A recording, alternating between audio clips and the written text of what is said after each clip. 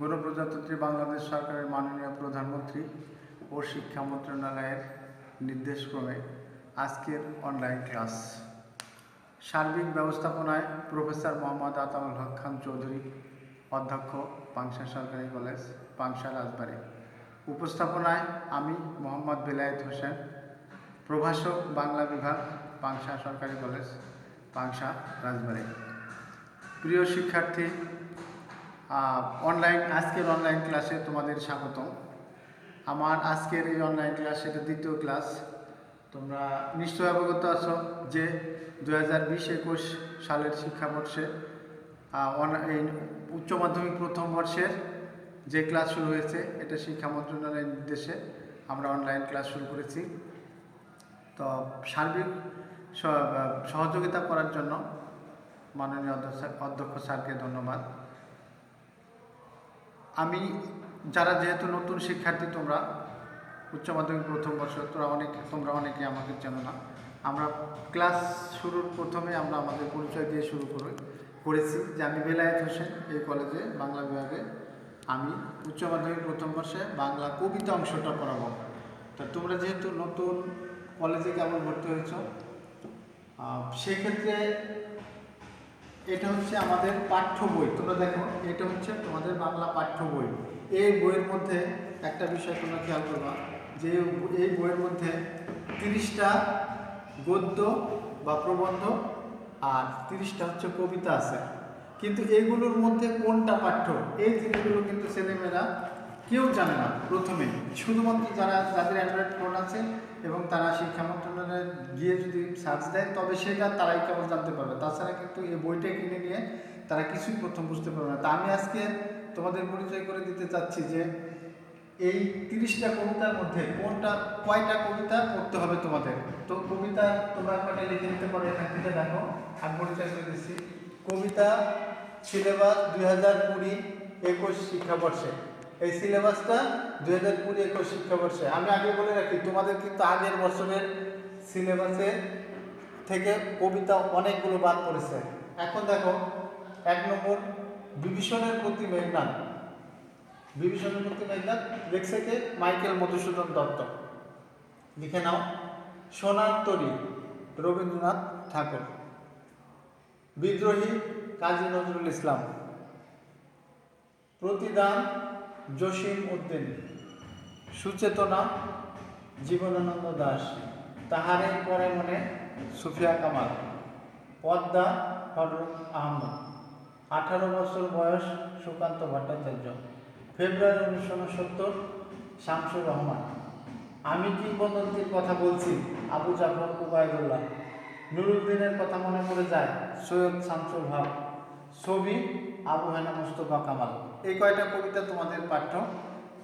কবিতা অংশগুলো আমি পড়াবো, যার কারণে কবিতা অংশটা তোমাদের পাঠ্য তালিকায় যেগুলো আছে আমি বলে দিলাম।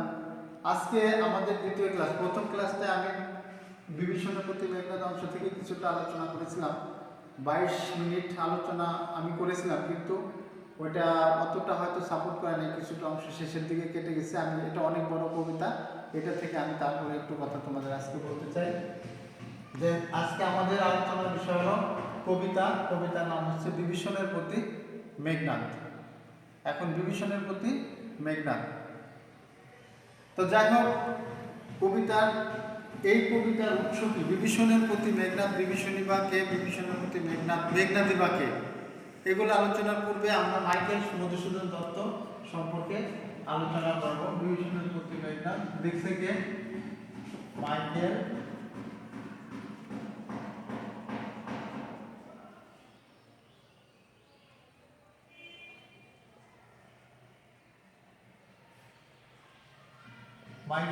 মধুসূদন দত্ত। মাইকেল মধুসূদন দত্ত 1824 খ্রিস্টাব্দের 25শে জানুয়ারি যশোর জেলার সাগরদাড়ি গ্রামে জন্মগ্রহণ করেন। জন্মের পরে মায়ের হাতে, তার বাবার নাম হচ্ছে রাজনারায়ণ দত্ত, মায়ের নাম জাহ্নবী দেবী। জন্মের পরে সে রাজ পরিবারে যেহেতু জন্মগ্রহণ করে, জমিদার পরিবারে, জন্মের পরে প্রথমে তার মায়ের হাতে তার প্রথম পাঠ, তারপর কলকাতা তার ভর্তি করে দেন তার বাবা। তারপরে তার শিক্ষা, তার মেধা, তার মননশীলতায় সে তার স্বপদে একটা সুযোগ বিস্তারে প্রতিষ্ঠিত হন। তারপর 1843 খ্রিস্টাব্দে তিনি খ্রিস্টান ধর্ম গ্রহণ করেন। তার নামের সাথে মাইকেল যুক্ত হয়। মাইকেল শব্দটা যুক্ত হওয়ার জন্য তার নিজের ক্ষতি হয়েছে অনেক বড়। হিন্দু সমাজ তাকে ত্যাগ করেছে। হিন্দু ধর্ম ত্যাগ করার কারণে হিন্দু ধর্ম ত্যাগ করার জন্য তিনি কিন্তু হিন্দুরা তাকে ধিক্কার জানিয়েছে। কিন্তু এটা বাংলা সাহিত্যের জন্য এক অনন্য দৃষ্টান্ত স্থাপন করে গেছেন তিনি। কেননা তার ইচ্ছা ছিল জগতের মহাকবি হওয়ার, সেই স্বপ্নে তিনি বিভোর ছিলেন।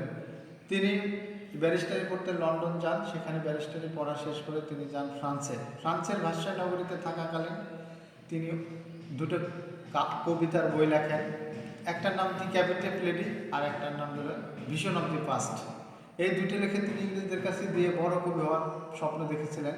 কিন্তু ইংরেজরা তার মূল্যায়ন না করে বলল, তুমি তোমার মাতৃভাষায় কবিতা লেখো। তারপর তিনি ফ্রান্সের ভার্সাই নগরীর একটা রুমে যেখানে অবস্থান করছিলেন, সেখানে তিনি একটা তন্দ্রাচ্ছন্ন ঘুম ঘুম ভাব অবস্থায় খুব টেনশন করেন যে আমি বড় কবি হতেছিলাম, পৃথিবীর বড় কবি, কিন্তু হতে পারলাম না। তখন তিনি বঙ্গ ভাষার এক দেবী যাকে বলে কুললক্ষ্মী, তাকে স্বপ্ন দেখায়। সেই কুললক্ষ্মীর স্বপ্ন দেখে ঘুম থেকে উঠে তিনি একটা প্রথম কবিতা লেখেন, সেটার নাম হচ্ছে কপোতাক্ষ নদ। তোমরা যেটা এসএসসির পড়ে আসছো, এই কপোতাক্ষ নদ লিখার পরে তিনি বাংলা সাহিত্যের এক নতুন নজির সৃষ্টি করেন। মাইকেল মধুসূদন দত্ত বাংলা সাহিত্যে যা কিছু প্রথম, ছোট গল্প বাদে সব কিছুতেই তিনি প্রথম। কবিতা, সনেট, মহাকাব্য, সব কিছু, নাটক, এগুলোতে তিনি সবই প্রথম। শুধুমাত্র ছোট গল্প বাদে সবগুলোতে তিনি প্রথম বলা চলে। আর বাংলা সাহিত্যে যদি মাইকেল মধুসূদন দত্তের প্রবেশ না থাকতো, তাহলে বাংলা সাহিত্য 500 বছর পিছিয়ে থাকতো। কেননা ইংরেজি শিক্ষার রসভাণ্ডার থেকে রস সংগ্রহ করে, উপাদান সংগ্রহ করে বাংলা সাহিত্যের ভাণ্ডারকে সমাদৃত করেছিলেন মাইকেল মধুসূদন দত্ত। যার কারণে রেনেসা বা নবজাগরণের যে অগ্রদূত হিসেবে তিনি বাংলা সাহিত্যে পদার্পণ করেছিলেন, তার অনন্য স্বীকৃতি রয়েছে বাংলা সাহিত্যে। তার বাংলা প্রথম মহাকাব্যের যে রূপায়ণ, সেটা কিন্তু আমরা তার হাতে পাই। সেই বাংলা মহাকাব্য হচ্ছে মেঘনাদ বধ। সেই মেঘনাদ বধ মহাকাব্যের 6ষ্ঠ সর্গ থেকে এই বিভীষণের প্রতি মেঘনাদ কবিতাটা নেওয়া হয়েছে। 6ষ্ঠ সর্গটা কি? এই দেখো, বিভীষণের প্রতি মেঘনাদ, এই মাইকেল মধুসূদন দত্তের 6ষ্ঠ সর্গ বিভীষণের প্রতি মেঘনাদ। মেঘনাদ বধ মহাকাব্যের 6ষ্ঠ সর্গের নাম হচ্ছে বধ। বধটা কার? এই বধটা হচ্ছে একজনকে হত্যা। বধ মানে কি? বধ মানে হত্যা। কাকে হত্যা করছিল? মেঘনাদকে হত্যা করছিল। কে হত্যা করছিল? লক্ষণ। আমি তোমাদেরকে আগে বলে দিই যে রাম রাজ্য এবং রাবণ রাজ্য, দুটা রাজ্য। রাবণ রাজ্যটা হচ্ছে ভারতীয় উপমহাদেশ, ভারতবর্ষ।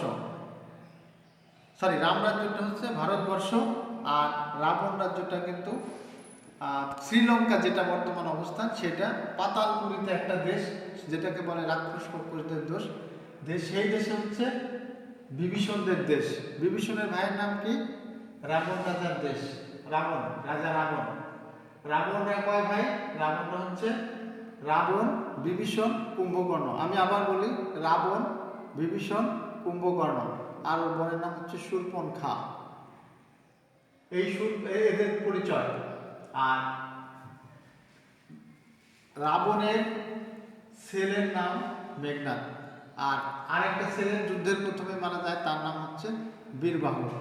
বীরবাহু যখন মারা যায়, তখন রাবণ প্রাসাদের সেই শীর্ষে অবস্থান করে নিচে দেখেন অনেক রাম বাহিনীর আক্রমণের ফলে সেখানে যে একটা করুণ পরিবেশের সৃষ্টি হয়েছে, সেটা দেখে তিনি খুব মর্মাহত হন। এখানে বিভীষণের প্রতি মেঘনাদ, আমরা একটা কথাই বলি যে ঘরের শত্রু বিভীষণ। এই বিভীষণ হচ্ছে সেই বিভীষণ যে ঘরের শত্রু বিভীষণ। মেঘনাদ হচ্ছে বিভীষণের ভাতিজা, আর বিভীষণ হচ্ছে কাকা। এখানে চাচা ভাতিজা ব্যাপার। এর বাবা হচ্ছে রাজা, রাজা রাবণ, লঙ্কার রাজা রাবণ। মেঘনাদের বাবা লঙ্কার রাজা রাবণ। আর সেই রাবণের যেটাকে বলা হয় স্বর্ণের লঙ্কা, চারদিকে সোনার প্রাচীর দিয়ে ঘেরা, আর সেখানে আক্রমণ করে কারা? রাম বাহিনী সেখানে আক্রমণ করে। রাম লক্ষ্মণ সীতা এইকে নিয়ে এই ঘটনাটা। কেননা এখানে বিভীষণের যে বোন শূর্পণখা, এই শূর্পণখা প্রথমে কিন্তু প্রেম নিবেদন করেছিল হচ্ছে রামকে, রাম রাজ্যের রামকে। রাম যখন প্রেম ফিরিয়ে দেয় যে না আমি এইসব ভালোবাসি না, আমার ভাইয়ের কাছে যাও, লক্ষণের কাছে যখন শূর্পণখা প্রেম নিবেদন করে, লক্ষণ তার প্রেম তো রাখেই না, বরং তার নাকটা কেটে দেয়। তারপর সেই রাগে শূর্পণখা এসে রাবণ রাজা তার ভাইকে বলে যে ভাই আমি প্রেম নিবেদন করেছিলাম, কিন্তু সে আমার প্রেমটা রাখে নাই, আমাকে আর এই অবস্থা করছে। কি তোর এই অবস্থা? রাজা রাবণ, যেহেতু তারা রাক্ষস পরিবার, রাজা রাবণ উঠতে যায় গিয়ে কৌশলে সীতাকে হরণ করে নিয়ে আসে। সীতাকে হরণ করে নিয়ে এসে যখন রাবণ পুরীতে বা আলয়ে গৃহে যখন বন্দি করে, তখন বিভীষণের স্ত্রী তাকে পাহারা দেয়, আর বিভীষণ এইটা পছন্দ করে না। আর সেই সীতাকে উদ্ধার করার জন্য রাম লক্ষ্মণ এবং তার বাবা, রাম লক্ষ্মণ এবং তার বাহিনী, রাম লক্ষ্মণ এবং তার বাহিনী আক্রমণ করে এই লঙ্কাপুরীতে। এই লঙ্কাপুরীতে আক্রমণ করে তাকে উদ্ধার করার জন্য চেষ্টা করে। আর সেখানে যুদ্ধে প্রথম লক্ষ্মণ মারা যায়। লক্ষ্মণ মারা যাওয়ার এই কবিতায় কিন্তু লক্ষ্মণ দ্বিজ নামে পরিচিত। দ্বিজ মানে কি? যে দুইবার জন্মগ্রহণ করেছে সে দ্বিজ। কেননা এই মেঘনাদ এমন এক দেবতার পূজা করে যে সামনের দিক থেকে যুদ্ধ করে কেউ তাকে মারতে পারবে না। যার কারণে এই ঘটনাটা কিন্তু বিভীষণ জানে। বিভীষণ লক্ষ্মণকে, ও যখন নিকুম্ভিলা যজ্ঞাগার, এই কবিতা আমি যখন পাঠ করব তখন আমি গল্পটা আগে তোমাদের বলে রাখছি। এই কবিতাটা যখন আমি পাঠ করবো দেখবা যে নিকুম্ভিলা নামের একটা যজ্ঞাগার আছে, যেটা হচ্ছে একটা দেবতার পূজা করে মেঘনাদ। এই দেবতার পূজা করার জন্য সে অমরত্বই লাভ করে বলা যায়, কেননা সামনের দিক থেকে যুদ্ধ করে কেউ তাকে মারতে পারবে না। এই ঘটনাটা বিভীষণ জানে, মেঘনাদের কাকা বিভীষণ জানে যে সামনের দিক থেকে পারবে না। লক্ষ্মণকে যখন মেরে ফেলে প্রথমবার, তখন দেবতাদের কৌশলে লক্ষ্মণ আবার বেঁচে যায়। দেবতাদের কৌশলে বেঁচে গেলে তখন বিভীষণ কৌশলে মেঘনাদকে হত্যা করার জন্য লক্ষ্মণকে সে গৃহে বা আলয়ে নিয়ে আসে। কোন দিক থেকে? পিছনের দিক থেকে।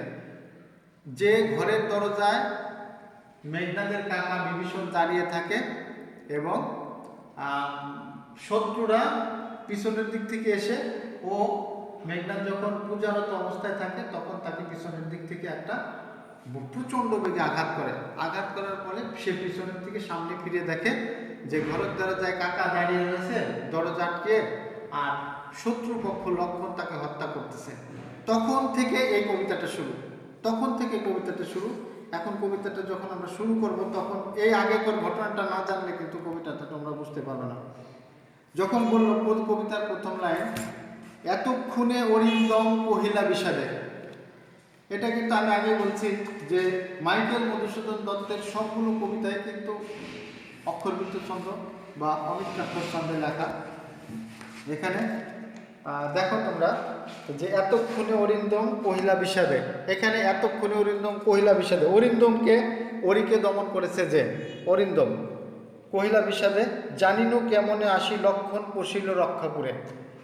আচ্ছা, এখন আমি বলতেছি, যাই হোক, যে